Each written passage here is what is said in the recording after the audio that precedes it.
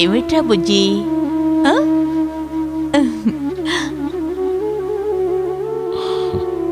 1.5 year. కానీ మనం కలిసున్నది 1.5 month. మొత్తానికి అమ్మానాన్నమయ్యాం. నాన్నకి ఒంట్లో బాగోలేదు. నేను తప్ప ఆయనకి ఎవరున్నారు? అయ్యో, ఏం ఎండలు అసలు తట్టుకోలేకపోతున్నాం. ఇదిగో తీసుకోండి. ఇవన్నీ ఎందుకు? ఇవన్నీ మీ పాప కోసం. పిల్లలకు బొమ్మలు కొనిస్తే మాకు కొంచెం సంతోషంగా ఉంటుంది. దాన్నెందుకు వద్దని చెప్తారు? అర్రే బుజ్జి కన్నా, ఎందుకు ఇన్ని బొమ్మలు తీసుకొచ్చారు? ఇన్ని బొమ్మలతో ఏం వాడుకుంటుంది? అవును, ఇంట్లో ఎవరు లేరా? బయటికి వెళ్ళారా? ఎవరూ లే, నేను ఒంటరిగానే ఉన్నాను. నేను ఇక్కడేగా ఉన్నాను.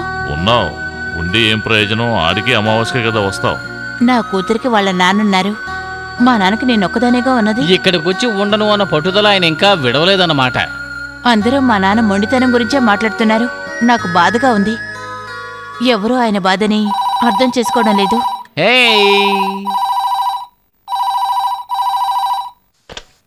హలో, ఎవరు? అలాగా, బయలుదేరొస్తాను. చీకటి పడేలోగా బయలుదేరు. నువ్వే వస్తావా, తీసుకురావడం నేను రావాలా? ఎందుకలా కోపంగా మాట్లాడతారు? నాన్నకు చాలా సీరియస్గా ఉందట.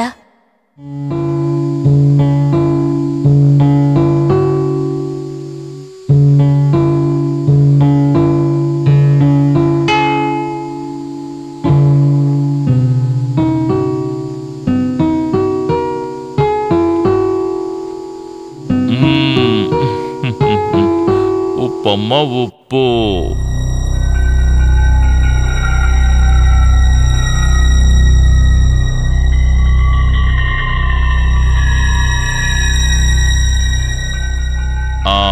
Very good. ఆను అది. పవని పిలిచారా సార్? సుత వెళ్ళి వారం అయింది.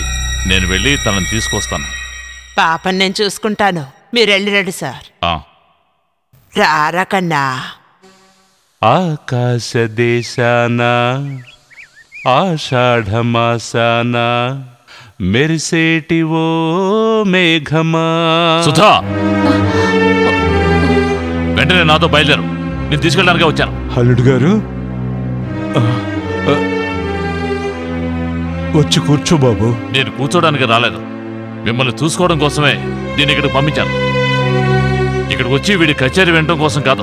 బాలచందర్, ఎందుకు ఇలా మాట్లాడుతున్నావు? నీకేమైంది? సుధా, నువ్వు నా భార్యగా ఉండాలి అనుకుంటే ఈ నిమిషం నాతో పాటు బయలుదేరా. అది కాదండి, నేను చెప్పేది వినండి ప్లీజ్. ఇక నేనేమీ వినదలుచుకోలేదు. రావాలనుకుంటే రా, లేదంటే ఇక్కడే ఉండు. ఏమండి,